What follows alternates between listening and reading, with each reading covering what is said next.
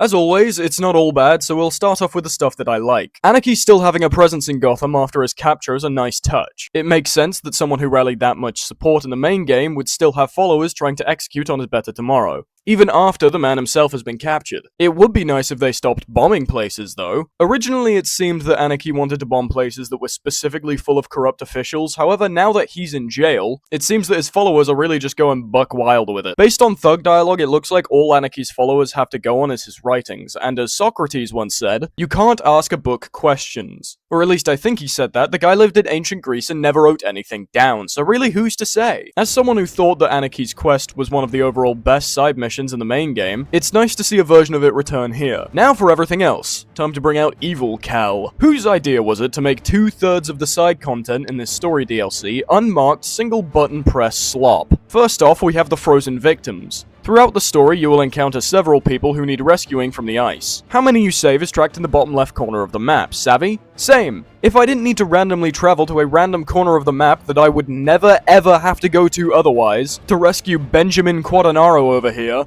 when he could not be further out of my way. Only one of these is fun, and has an actual puzzle attached to it. The rest are exactly the same thing, and none of it is marked on the map, so yes, I had to look up a guide. The amount of frozen victims could have been reduced by 12 or 13, and it would have been a fun little thing to do for completionists. But as it stands, I can't help but feel like this is just a huge waste of everyone's time. Although, it could be worse, it could be these dumb Anarchy tags. In the main game, collecting Anarchy tags would give you fun tidbits about the world to read. They even built an entire side quest around the mechanic because finding secrets that you otherwise would have walked straight past is always fun. So can someone please explain to me why they thought it would be a good idea to take away the only part of the Anarchy tags that made them worth finding to begin with, and then just left them in the game? Whose idea was this? These also aren't marked on the map, so I had to look up a guide for these too. These two side activities just completely broke the narrative pacing, which is not what side content is supposed to do. They are supposed to be fun. The rewards you get for doing these are challenge maps, which is cool for fans of challenge maps, but I bet they didn't find this entertaining either. And me? I don't even care about challenge maps, so wholly pointless. These are so bad.